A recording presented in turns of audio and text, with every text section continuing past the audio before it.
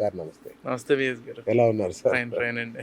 Sir ఏంటి sir 2,00,000కి దగ్గరలో ఉంది బంగారం. తులం బంగారం హ్మ్. 2,00,000కి దగ్గరలో ఉంది.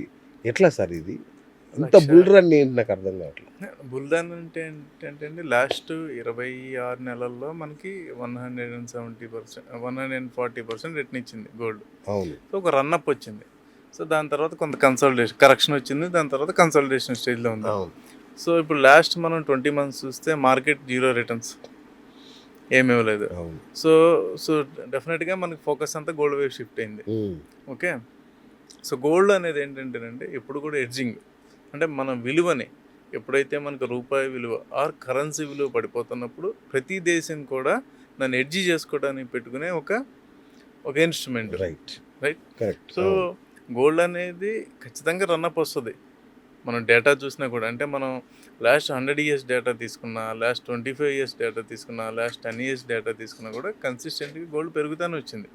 అంటే గోల్డ్ అంటే మన కంపారిజన్ విత్ S&P 500 హ్మ్. మన మార్కెట్ తీసుకోకూడదు. ఓకే. మన S&P 500తో తీసుకున్నప్పుడు ఖచ్చితంగా ప్యారలల్గా అది ఎలా పెరుగుతుందో గోల్డ్ కూడా అలాగే పెరుగుతూ వచ్చింది. హ్మ్.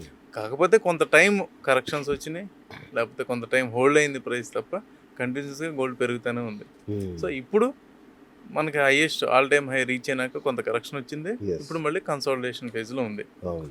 సో ఏంటంటే ఎందుకు కరెక్షన్ వచ్చిందంటే మనకి ఫారిన్ రిజర్వ్స్ ఏదైతే ఉన్నాయో ప్రతి దేశానికి ఫారిన్ రిజర్వ్స్ డాలర్స్ రిజర్వ్స్ అవును. ఉంటాయి కాబట్టి అవును. అంటే మోస్ట్లీ ఫారిన్ డాలర్స్ రిజర్వ్స్ అనేది ఇంపోర్ట్ చేసుకునే కంట్రీస్ ఎక్కువ మెయింటైన్ చేస్తాయి. ఓకే. అంటే ఇంపోర్ట్స్ ఎక్కువ చేసుకునే కంట్రీస్ క్రూడ్ కానీ ఓకే. ఇవి ఎక్కువ ఓకే. చేసుకున్నాయి.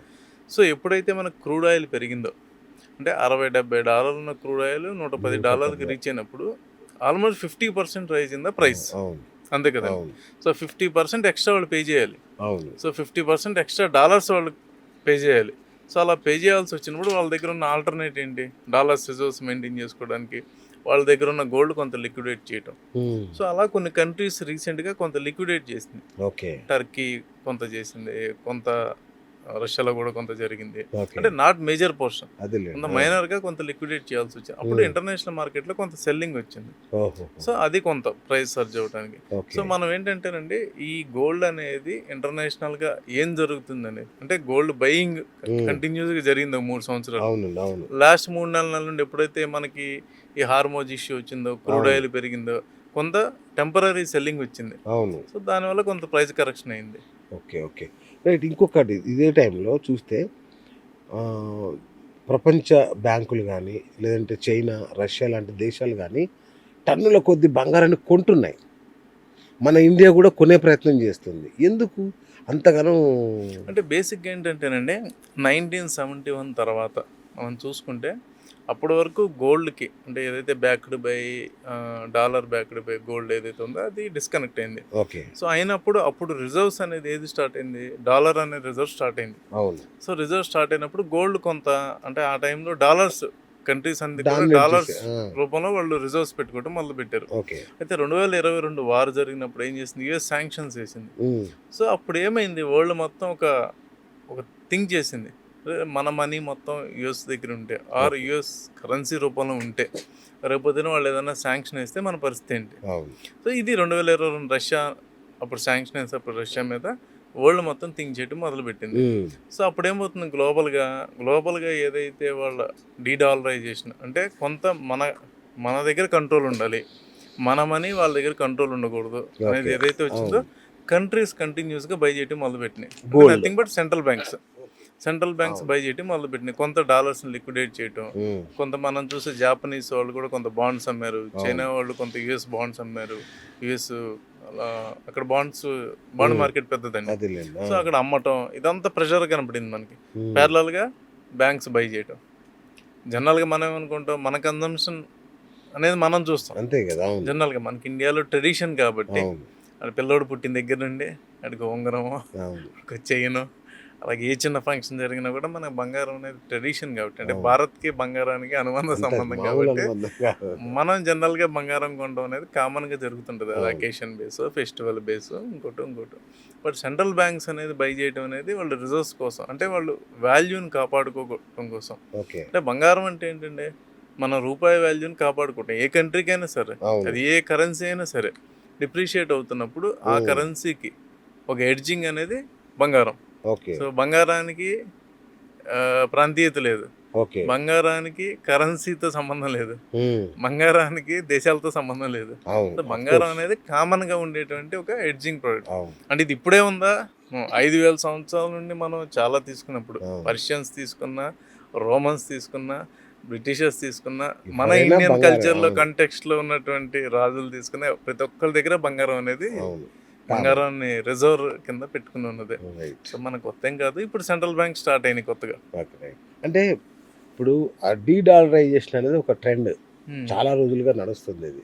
డాలర్ విలువ అంటే డాలర్ మీద డిపెండ్ అవ్వకూడదనేది. హ్మ్. దానికోసమేనా ఈ బ్రిక్స్ దేశాలు ఇవన్నీ బంగారం అంటే ఇంతగా ఇక్కడ కొనేది? రెండండి. ఒకటి మన అంటే డాలర్ రూపంలో వాళ్ళు ప్రిజర్వ్ చేసుకోవద్దు అనేది అవును. ఒకటి. అవును. యెస్. ఓకే. హ్మ్. రెండోది ఏంటంటే యుఎస్ కూడా తను డాలర్‌ని కొంత డీవాల్యూ చేసుకోవాలనుకుంటుందండి. ఎందుకంటే వాళ్ళ మ్యానుఫ్యాక్చరింగ్ అంటే వాళ్ళ జీడీపీ మొత్తంలో మ్యానుఫ్యాక్చరింగ్ కాంట్రిబ్యూషన్ ఎంత అని చూస్తే 10%నండి. ఓకే. సో మొత్తం అవుట్ సోర్సింగ్ చేశారు వాళ్ళు లాస్ట్ 50 ఇయర్స్‌లో. ఎప్పుడైతే అవును. వీళ్ళు అవును. 71 తర్వాత ఈ డెసిషన్ తీసుకున్నారో హ్మ్. ఒక 50 ఇయర్స్ నుండి మొత్తం కూడా వాళ్ళు ఐటీ సర్వీసెస్ అయితే ఇండియా, హ్మ్. అలాగే మనకి గార్మెంట్స్ అయితే వేరే కంట్రీ, ఇంకోటైతే ఇంకో కంట్రీ, అవును. ఇలా వాళ్ళు అవుట్ సోర్సింగ్ చేసుకున్నారు. సో అవును. వాళ్ళ జీడీపీ ఇప్పుడు వాళ్ళేమంటున్నారు, మేము కూడా మ్యానుఫ్యాక్చరింగ్ ఎక్స్పాండ్ చేసుకోవాలి. హ్మ్. ఎక్స్పాండ్ చేయాలి అంటే వాళ్ళ డాలర్ వాల్యూ వాళ్ళది కూడా తగ్గాలి. ఓకే. ఎందుకంటే వాళ్ళ డాలర్ వాల్యూ స్ట్రాంగ్ అయ్యే కొద్దీ వాళ్ళ ప్రొడక్షన్ కాస్ట్ పెరుగుద్ది. అవును. సో అంతేగా. ప్రొడక్షన్ కాస్ట్ పెరిగితే దాన్ని అమ్మేటప్పుడు కాంపిటేటివ్ కంట్రీస్ లైక్ ఇండియాను, చైనా, అంటే మనకి అవును. మనం కొంచెం బెటర్, మనకన్నా ఇంకొంచెం బెటర్ చైనా. అవును. సో వీళ్ళతో మరి వాళ్ళు ఎలా కాంపిటేట్ చేయగలరు?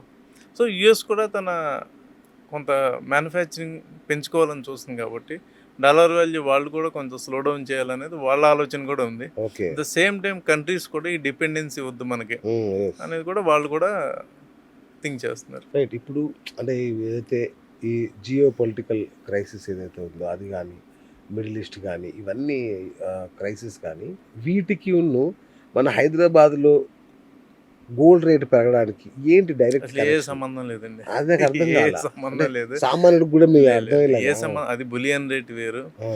మనకి సిటీ టు సిటీ కొంత ప్రైస్ చేంజ్ ఏదో ఉండొచ్చు ఉంటుంది అది. కానీ అవును. అక్కడ క్రైసిస్కి మనకేం సంబంధం లేదండి. ఇంటర్నేషనల్ మార్కెట్లో ఏ కంట్రీ ఆ కంట్రీ బై చేస్తూ ఉంటుంది, హ్మ్. రైట్? సో మనం కొనకపోయినా వేరేవాడు కొంటాడు కంట్రీ. ఓకే. సో మనం 600 to 800 టన్స్ కొంటాం పర్ ఇయర్. అవును. ఆ! అలాగే చైనా తీసుకుంటుంది, అలాగే రష్యా కొంటుంది, హ్మ్. అలాగే టర్కీ తీసుకుంటుంది, అలాగే యుఎస్ కొంటుంది. సో ప్రతి కంట్రీకి ఉంటుంది కదండి. మనం అవును. కొనకపోయినా హ్మ్. సంబంధం లేదు. అంతే. ఇంకోటి మనకు వచ్చే ఏదైతే కన్జంప్షన్ ఉందో, మన ఇంటర్నల్ కన్జంప్షన్ ఏదైతే ఉందో దాని మీద కూడా డిపెండ్ అవ్వదు. ఓకే. ఓకే. మన రిజర్వ్ బ్యాంక్ ఉంటుంది. అవును. దేశానికైనా వ్యక్తికైనా ఇన్సూరెన్స్ గోల్డే. సో ఒక దేశం రిజర్వ్స్ సో ఈ యుద్ధాలకును గోల్డ్ రేట్ పెరగడానికి సంబంధం లేదు. యుద్ధాలకి గోల్డ్ రేట్‌కి సంబంధం ఉంది. ఆ! అంతేగాని అక్కడ జరుగుతున్న దానికి హైదరాబాద్‌లో ఉన్న గోల్డ్ రేట్‌కి సంబంధం లేదన్న అది ఫిక్సే కదండీ. అదే అంటున్నా. ఆ! ఇప్పుడు యూఎస్ డాలర్స్‌లో మనం ఫిక్స్ హ్మ్. $4,600 ఉందనుకోండి. ప్యారలల్‌గా మన రూపీలో కన్వర్ట్ చేసినప్పుడు ఎంత ఉంది? 1,65,000 ఉంటుంది. అవును. సో మేబీ హైదరాబాద్‌లో ఇంకో 100లో కొంచెం చేంజ్ ఉంటుంది. City to right. City right. ఉంటాయి. ఎందుకంటే వాళ్ళు డిఫరెంట్ సోర్సింగ్ డిఫరెంట్‌గా ఉంటది కాబట్టి కొంత వేరియేషన్ ఉండొచ్చు. అవును.